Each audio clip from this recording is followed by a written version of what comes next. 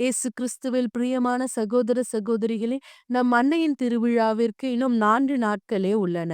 அன்பான சகோதர சகோதரிகளே, இன்று நாம் தாய் மரியாளின் ஒரு அழகான பெயரை தியானிக்கின்றோம். துன்புறும் மக்களின் ஆறுதல். நம் வாழ்க்கையில் யாருக்கும் துன்பம், துயரம், கவலைகள் இல்லாமல் வாழ முடியாது. சில நேரங்களில் நம்மை சூழ்ந்த சூழ்நிலைகள் நம்மை முற்றிலும் உடைத்துவிடும். அப்பொழுது நாம் தேடும் ஒன்று ஆறுதல், வலிமை, நம்பிக்கை. அந்த ஆறுதலை அளிக்கிறவர் அன்னை மரியா.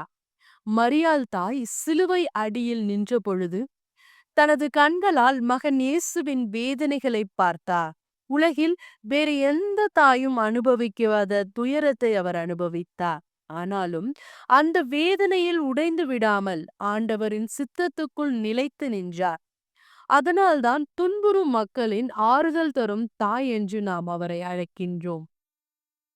நாம் துயரத்தில் இருக்கும் பொழுது அவர் நம்மை அணைத்துக் கொண்டு, அஞ்சாதே மகனே, மகளே, நான் உன்னோடு இருக்கிறேன் என்று சொல்லுகிறார்.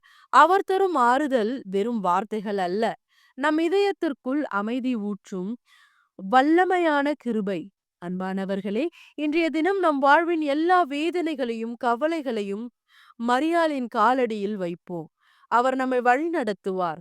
அவர் தரும் ஆறுதல் நம்மை வலிமையாக்கி இயேசுவின் அருகே அழைத்து செல்லுகிறது. ஜெபம்.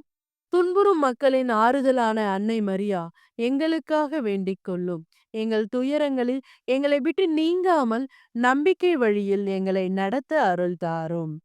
ஆமேன்.